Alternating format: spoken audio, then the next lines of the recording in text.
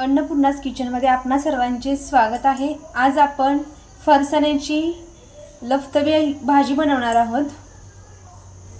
त्यासाठी मी गॅसवरती कढई ठेवलेली आहे। याच्यामध्ये मी 2 चमचे तेल घालून घेतलेले आहे। तेल आपलं गरम झाल्यावरती याच्यामध्ये एक मी मोठा कांदा बारीक चिरून घेतलेला आहे तो घालून घेते।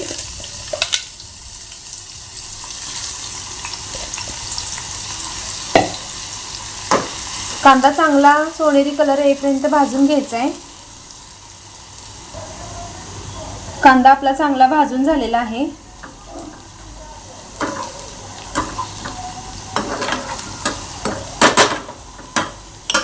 आता याच्यामध्ये मी 1 चमचा कांदा लसूण मसाला घालते।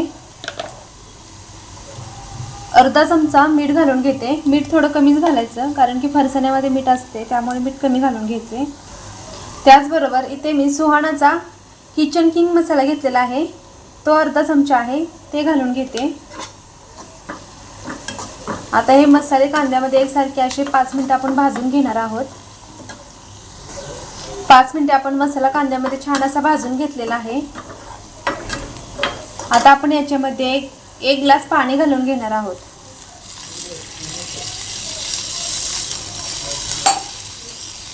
आणि गॅस बारीक करून घेऊया।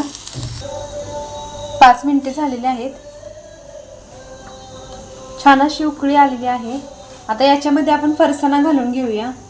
हा मिसळचा फरसाणा आहे, शिव गणेश स्पेशल मिसळ फरसाणा। आता आपण याच्यामध्ये फरसाणा घालून घेऊया आणि 5 मिनिटे छान असे हे शिजवून घेणार आहोत। 5 मिनिटे छान अशी भाजी आपली शिजलेली आहे। जास्त वेळ आपण ही भाजी शिजवून घेणार नाही कारण की फरसाणा लगेच गरम भाजीमध्ये विरघळून जातो, त्यामुळे आता आपण गॅस बंद करून घेऊया।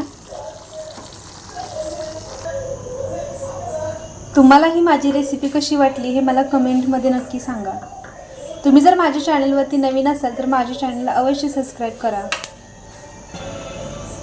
खूप छान चमचमीत अशी आपली फरसाण्याची लफतवी भाजी तयार झालेली आहे।